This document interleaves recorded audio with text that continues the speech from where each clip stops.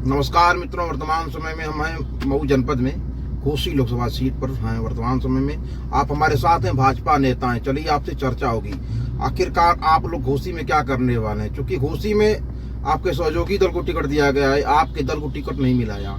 चलिए, हमारे चैनल में आपका स्वागत है। सबसे पहले तो आपका बहुत बहुत धन्यवाद और टॉप न्यूज के दर्शकों को मेरा सादर प्रणाम। सभी दर्शकों को मैं सादर अभिनंदन वंदन करता हूँ। अरे, वर्तमान समय में आप जहाँ खड़े हैं, जहाँ बैठे हैं, घोसी लोकसभा सीट पर घमासान जारी है, घमासान हो रहा है जम करके, और सहयोगी दल को टिकट दिया गया है। क्या लगता है, कैसे जीतेंगे आप लोग? देखिए, भारतीय जनता पार्टी का एक एक कार्यकर्ता आज देश के यशस्वी प्रधानमंत्री और विश्व के सर्वशक्तिशाली नेता आदरणीय नरेंद्र मोदी जी ने जो संकल्प लिया है, जो नारा दिया है कि अब की बार 400 पार, तीसरी बार मोदी सरकार, इस संकल्प के साथ भारतीय जनता पार्टी का एक एक कार्यकर्ता लगा हुआ है। और वो घोसी की सीट हो, मैनपुरी की सीट हो, लखनऊ की सीट हो, कहीं की भी उत्तर प्रदेश में सीट हो, 80 की 80 सीटों पे परचम लहराने के लिए भारतीय जनता पार्टी का एक एक कार्यकर्ता तत्पर है। अरे, तो कह रहे हैं विपक्षी दल के लोग कह रहे हैं कि बाहर से आए हुए पैराशूट से तुर गया। नहीं, देखिए, वो उनका मसला है और विपक्ष के लोगों का आरोप लगाना काम है। चुनाव है तो ये तो चलता रहता है चुनाव में। लेकिन जो मैंने कहा ना पहले भी कि इस पूरे चुनाव के प्रकरण में एक चीज जो निकल के आई है, आपने देखा होगा, जैसे जिस बात पे आप आना चाह रहे हैं मैं उसी बात पे आ रहा हूं कि ओम प्रकाश राजभर या उनके दोनों बेटों के बारे में कि ये प्रत्याशी यहाँ पे बनाए गए हैं। तो मैं आपको स्पष्ट कर दूं कि जो ये सम्मान भारतीय जनता पार्टी ने ओम प्रकाश राजभर या उनके बेटे को दिया है, वो उनका नाम देख के नहीं दिया है। राजभर समाज का उत्थान कैसे हो, ये भारतीय जनता पार्टी का मोटो है और भारतीय जनता पार्टी उस पर काम करती है। और आपने देखा होगा कि 2014 का जब चुनाव हुआ तो हमने यहाँ से एक राजभर को पार्लियामेंट जिता के भेजा। 19 में भी हमने दोबारा राजभर पे दाव लगाया और फिर घटक दल होने के नाते हमने उनको टिकट दिया है और वो भी राजभर समाज से आते हैं। तो राजभर समाज को प्रतिनिधित्व कैसे मिले, उसकी चिंता आज नरेंद्र मोदी जी ने और आदरणीय अमित शाह जी ने की है। हमें ओम प्रकाश राजभर या उनके बेटे या कोई भी हो, हमें उनसे व्यक्तिगत कोई लेना देना नहीं है। हम भारतीय जनता पार्टी के लिए काम करते हैं और भारतीय जनता पार्टी के शीर्ष नेतृत्व ने जो भी फैसला लिया हम उसके साथ खड़े हैं, क्योंकि आप जानते हैं कि भारतीय जनता पार्टी अनुशासन में रहने वाली पार्टी है। हमारे लिए हमारे नेता का आदेश सर्वप्रथम है और देश, हमने कहा ना कि देखिए, भारतीय जनता पार्टी एक ऐसी पार्टी है जो कहती है नेशन फर्स्ट, पार्टी सेकेंड और सेल्फ थर्ड। तो हमारी भावना पहले देश है, फिर पार्टी है, तब स्वयं है। आप कह रहे हैं देश है, 400 पार है, तमाम बातें आप कह रहे हैं, पलटवार भी हो रहा है, उधर से भी बयानबाजी हो रही है, आपकी तरफ से भी बयानबाजी जारी है। लोग कह रहे हैं संविधान खतरे में है। नहीं, मैंने कहा ना, देखिए सत्यप्रकाश जी, एक बात आप समझिएगा, जब विपक्ष के लोग या इंडिया अलायंस के लोग ये बात कहते हैं कि संविधान खतरे में है, वहीं पे वो चुनाव हार जाते हैं, क्योंकि जनता के सरोकार का मुद्दा नहीं है। आज अगर संविधान खतरे में होता या देश का लोकतंत्र खतरे में होता तो गरीबों को जो सम्मान, जो स्वाभिमान के साथ जीने का अधिकार मोदी जी ने दिया है, वो नहीं मिल पाता। आपने देखा होगा, क्या ये सत्य नहीं है कि 70 सालों में इंडिया अलायंस के लोगों ने देश के गरीबों को बैंकों से दूर रखा, उनके खाते तक नहीं खोलने दिए। इस देश में पेट्रोलियम मतलब गैस सिलेंडर और मोबाइल का फोन एक बहुत बड़ी चीज होती थी। एक वीआईपी प्रोटोकॉल और वीआईपी कल्चर बना दिया गया था कि जिसके घर में गैस सिलेंडर है वो बड़ा आदमी है, जिसके हाथ में मोबाइल का फोन है वो बड़ा व्यक्ति है। हमने इसको दूर किया और हमने पिछले 10 साल के शासनकाल में काम करके दिया है। आप उत्तर प्रदेश में देखिए, जिस उत्तर प्रदेश में लोगों को 7 से 8 घंटे किसी तरीके से बिजली मिलती थी, आज उस उत्तर प्रदेश में हमने गांवों को 18 घंटे सुचारू रूप से बिजली दिया है। आज शहरों को, महानगरों को 24 घंटे बिजली देने का काम कर रहे हैं। आज मऊ में देखिए किस प्रकार से व्यापक रूप से अमूल चूक परिवर्तन लाया है हमने, चाहे वो इंफ्रास्ट्रक्चर का मामला हो, चाहे वो स्वास्थ्य का मामला हो, चाहे शिक्षा का मामला हो, चाहे गरीबों को राशन पहुंचाने का मामला हो, हर एक फ्रंट पे हमने बेहतर काम किया है। आपने काम तो किया, लेकिन कह रहे हैं आप आरक्षण खत्म करना चाहते हैं। नहीं, मैंने कहा ना कि आरक्षण तो खत्म करने का षड्यंत्र इंडिया अलायंस और कांग्रेस पार्टी के लोग कर रहे हैं। क्या ये सत्य नहीं है कि कर्नाटक में इन्होंने मुसलमानों को आरक्षण दिया ओबीसी से छीन के? क्या ये सत्य नहीं है पश्चिम बंगाल में ममता बनर्जी ने कम से कम 80 से 90 ऐसी जातियां थी मुसलमानों की जिनको ओबीसी में शामिल किया? किस आधार पे किया? संविधान तो वो लोग खत्म करना चाहते हैं जो धर्म के आधार पर बंटवारा करना चाहते हैं, जो धर्म के आधार पर आरक्षण देना चाहते हैं। लेकिन जब तक भारतीय जनता पार्टी और नरेंद्र मोदी जी इस देश में हैं, तब तक आरक्षण को कोई खत्म नहीं कर पाएगा। कहना कि आप राम मंदिर के नाम पे वोट मांग रहे हैं। नहीं, देखिए सत्य प्रकाश जी, इस पे तो मैं यही कहूंगा, आप भी जानते हैं कि भारतीय जनता पार्टी के लिए राम आस्था का प्रतीक है। राम इस देश के, इस राष्ट्र के प्राण हैं। जिस मंदिर के लिए 500 साल तक लंबी लड़ाई लड़ी गई, क्या उस समय भारतीय जनता पार्टी के लोग थे? भारतीय जनता पार्टी का गठन तो 1980 में हुआ है। उसके पहले तो भारतीय जनता पार्टी नहीं थी। बहुत सारे लोग ये कहते हैं कि जनसंघ था, तो जनसंघ भी 1952 में आया। आप राष्ट्रीय स्वयंसेवक संघ की बात करेंगे, 1925 में स्थापना हुई। लेकिन राम मंदिर का मुद्दा तो 490 सालों से अधिक से चल रहा था। पूरा देश का हिंदू जनमानस ये चाहता था कि हमें हमारा गौरव मिले, और सिर्फ राम मंदिर की बात नहीं है। मैं आपको स्पष्ट रूप से कहता हूं कि अयोध्या हुई हमारी है, और काशी मथुरा की अब बारी है। हम ज्ञानवापी के मामले को भी सल्टाएंगे, और मथुरा में कृष्ण जी की जन्मभूमि पर भव्य मंदिर बनाएंगे। ये प्रण और संकल्प है भारतीय जनता पार्टी तमाम विकास के दावे कर रहे हैं आप, तमाम विकास के दावे कर रहे हैं। किस मुद्दे को लेकर जाएंगे क्षेत्र में? देखिए, भारतीय जनता पार्टी के लिए सिर्फ एक मुद्दा है, और वो है सबका साथ, सबका विकास, सबका विश्वास और सबका प्रयास। सामूहिक राजनीति। मैंने आपके सवाल के जवाब में सबसे पहले कहा था कि हमने जब यहाँ ओम प्रकाश राजभर के बेटे को टिकट दिया, तो हमने ये देख के नहीं दिया कि ओम प्रकाश को टिकट दे रहे हैं। उनको टिकट सिर्फ इसलिए दिया गया क्योंकि उनके पीछे राजभर लगा है। हमें राजभर समाज से सरोकार है, हमें राजभरों के उत्थान के लिए काम करना है। क्या ये झूठ है कि राजभर समाज के लोग, मऊ जिले में उठा के देखिए, बड़ी आबादी में लोग रहते हैं, लेकिन उनकी कई गाँव में ऐसी स्थिति है कि वो SC और ST से भी कमजोर है।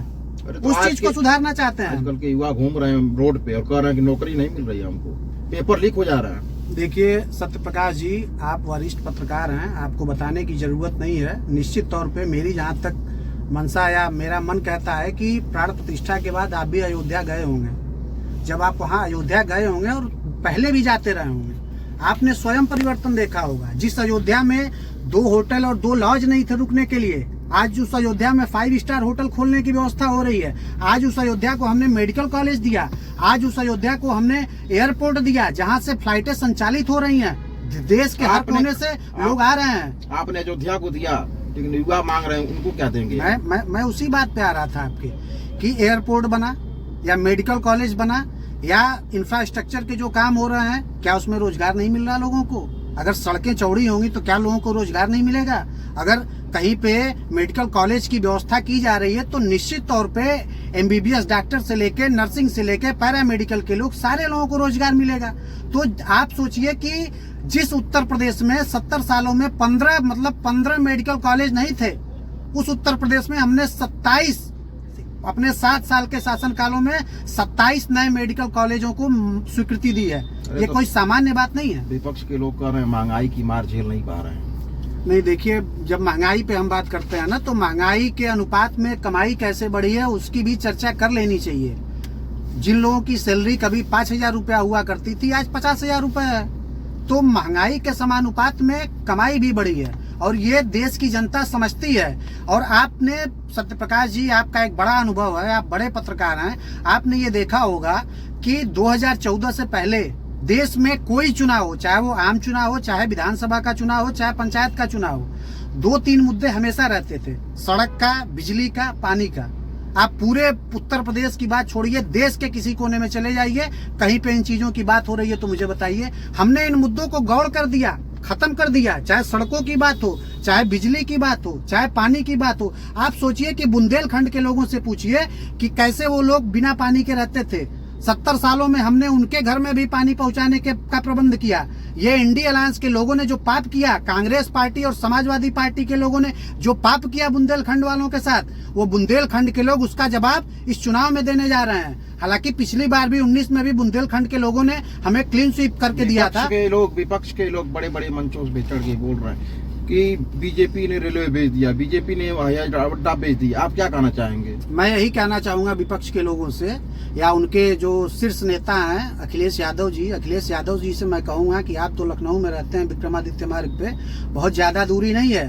लखनऊ का जो गोमती नगर का रेलवे स्टेशन बन रहा है नया वाला, वो अखिलेश यादव के घर से बमुश्किल 5 से 8 किलोमीटर की दूरी पे होगा। कम से कम एक बार जाके उनको देखना चाहिए। अगर वो जाके देखेंगे तो उनकी आंखें खुली रह जाएंगी। उनको लगेगा कि ये रेलवे स्टेशन है, क्या एयरपोर्ट से भी बेहतर कोई चीज बना दिया इन लोगों ने।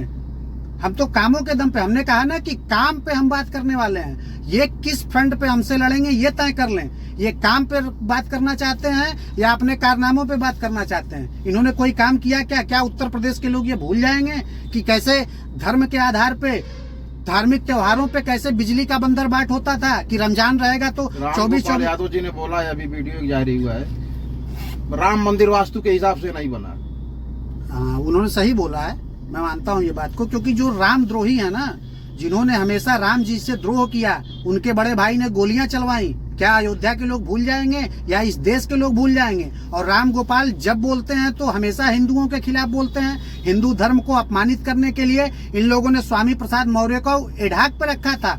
मैं कह रहा हूँ एडहॉक पे रखा था स्वामी प्रसाद मौर्य को। जब तक समाजवादी पार्टी में स्वामी प्रसाद मौर्य थे, प्रतिदिन कोई ना कोई बयान उनका आता था हिंदुओं के खिलाफ। लेकिन अब देखिए, जब से वो अकेले पड़े हैं, तिल पड़ गए हैं, कोई बयानबाजी नहीं हो रही है। लेकिन इस देश का बहुसंख्यक आबादी इस बात को समझ रही है कि ये कौन लोग हैं जो हिंदुओं को अपमानित करना चाहते हैं, ये कौन लोग हैं जो हमारे धार्मिक ग्रंथों को अपमानित करना चाहते हैं। आखिरकार ये हिंदू और मुस्लिम कहाँ से सौदा जाता है, हमको समझ में नहीं आ रहा है। मैं क्यों नहीं आएगा। आप जब राम जी का विद्रोह करेंगे, राम जी के मंदिर में जाने वालों का विद्रोह करेंगे, उनसे नफरत करेंगे, राम जी के भक्तों पे गोलियां चलवाएंगे, क्या ये झूठ है क्या कि कपिल सिब्बल राम मंदिर के खिलाफ लड़ रहे थे केस? कपिल सिब्बल कांग्रेस पार्टी के बड़े नेता हैं कि नहीं है? इसको तो कोई नकार नहीं सकता ना। इनके वकील लड़ते थे केस और फिर ये कहेंगे कि नहीं। ये लोग सुप्रीम कोर्ट में 2008 में एफिडेविट दे के कहते हैं कि राम सेतु और राम जी काल्पनिक थे, और फिर आज ये राम जी का नारा लगाते हैं। तो हमें तो खुशी होती है, हमें तो अपनी नैतिक रूप से जीत मालूम पड़ती है कि जब ये विपक्ष के लोग राम राम करते हैं और राम नाम सत्य है, और ये चाहे दुनिया के किसी कोने में कोई व्यक्ति हो, वो नकार नहीं सकता, राम का ही नाम सत्य है। आखिरकार एनडीए के साथ हैं वर्तमान समय में प्रकाश राजभर जी, वोटिंग बैठने जा रहा है। पहले सपा के साथ थे तो मन से बड़ा अपशब्द बोला करते थे। नहीं, देखिए, ओम प्रकाश राजभर हो या उनके दोनों बेटे हों, हमें इनसे कोई सरोकार नहीं है। और जो उन्होंने भाषा बोली अखिलेश यादव के साथ 2022 के चुनाव में, जब वो दोनों लोग साथ चुनाव लड़ रहे थे, तो जो विधानसभा के चुनाव में जो उन्होंने भाषा बोली और मंच से बोली, हमारे शीर्ष नेताओं के लिए बोली, भद्दी भद्दी गालियां दी। लेकिन हमने कहा ना कि देश बड़ा है, हमने कहा ना कि राजभर समाज के उत्थान के लिए हमने उनको अवसर दिया है। राजभर समाज के लोग जब उनको नेता मान चुके थे, तो हमने कहा कि जब आप नेता हो तो आप नेतृत्व करो। इसलिए हमने उनको साथ में, उनके बैसाखी पे या उनके सहारे से हमारी सरकार नहीं चल रही है। तो राजभर नेता मऊ में नहीं थे, अरे नहीं थे। नहीं, ये बात नहीं है। मैंने कहा ना कि राजभर नेताओं की जब बात होगी ना, तो भारतीय जनता पार्टी के पास गैलेक्सी ऑफ लीडरशिप है। हमने सकलदीप राजभर को पार्लियामेंट भेजा राज्यसभा से, हमने हरिनारायण राजभर को लोकसभा से सांसद बनाया, 2 बार विधायक बनाया, मंत्री बनाया। हमारे भाई हैं, मित्र हैं विजय राजभर, उनको विधायक पार्टी ने बनाया। आप आजमगढ़ में चले जाइए, राम सूरत राजभर को बनाया। आज अनिल राजभर जी, 2 बड़े पोर्टफोलियो उनके पास हैं। इस जिले के प्रभारी मंत्री भी अनिल राजभर हैं। हमें ये नहीं है कि राजभर हमारे पास नहीं है, हमारे पास सब लोग हैं।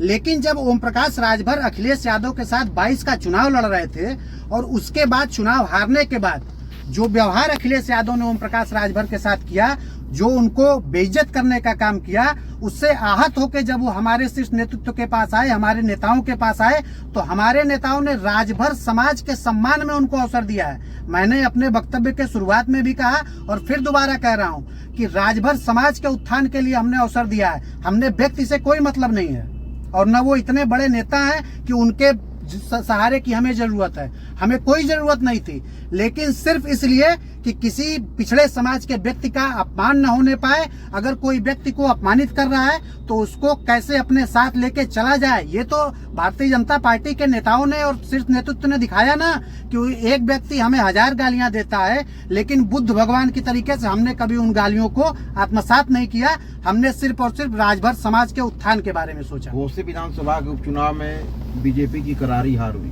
तमाम नेता लगे थे। क्या लगता है घोसी लोकसभा में क्या होने वाला है? देखिए, हमारे नेता श्रद्धेय अटल बिहारी वाजपेयी जी ने एक बात कही थी कि क्या हार में क्या जीत में किंचित नहीं भयभीत मैं, कर्तव्य पथ पर जो मिला यह भी सही वह भी सही, हार नहीं मानूंगा रार नहीं ठानूंगा, काल के कपाल पर लिखता मिटाता हूँ, गीत नया गाता हूँ, गीत नया गाता हूँ। तो सत्यप्रकाश जी ये जानिए कि भारतीय जनता पार्टी 24/7 365 दिन काम करने वाली पार्टी है। हम चुनाव में लड़ते हैं, चुनाव हारते भी हैं, चुनाव जीतते भी हैं। हम 2 से आज 303 की पार्टी बने हैं। और जो देश के यशस्वी प्रधानमंत्री जी ने नारा दिया है अब की बार 400 पार, तो उस नारे को आत्मसात करने के लिए इस देश की जनता भारतीय जनता पार्टी और हमारे नेता आदरणीय नरेंद्र मोदी जी के साथ मजबूती से खड़ी है। तो और एक तरफ वो लोग हैं जो कभी 414 सीटें जीत चुके हैं इस देश में, लेकिन आज उनको वो 44 सीटें भी जीत पाएंगे कि नहीं जीत पाएंगे इसमें भी संशय है। वो डरे हुए लोग हैं, वो अपने घर की सीटें छोड़ के भाग गए। ये लोग, सोनिया जी को राज्यसभा से संसद जाना पड़ा, राहुल गांधी अमेठी छोड़ के भागे सिर्फ इज्जत बचाने के लिए कि लोग सवाल उठाएंगे तो रायबरेली से चुनाव लड़ रहे हैं और वहां से भी उनकी हार तय है। मैंने कहा ना कि उत्तर प्रदेश में 80 की 80 और देश में अब की बार 400 पार। क्या संदेश देना चाहेंगे? आपके माध्यम से, आपका चैनल बहुत ही सुप्रसिद्ध चैनल है मऊ जनपद का, आपके चैनल के माध्यम से मैं समस्त घोसी लोकसभा के लोगों से यही अपील करना चाहूंगा कि हमें अपने नेता के साथ खड़ा रहना है, हमें नरेंद्र मोदी जी को देखना है, हमें किसी बातों में नहीं आना है, न विरोधियों के झांसे में आना है, न किसी के पुराने बयानों को सुनना है। ओम प्रकाश राजभर या उनके बेटों ने क्या बोला हमें इससे कोई सरोकार नहीं है। आज पूरे लोकसभा में भारतीय जनता पार्टी का एक एक कार्यकर्ता, हमारा शीर्ष नेतृत्व, हमारा प्रदेश का नेतृत्व, क्षेत्र का नेतृत्व, सब लोग लगे हुए हैं ओम प्रकाश राजभर को चुनाव जिताने के लिए।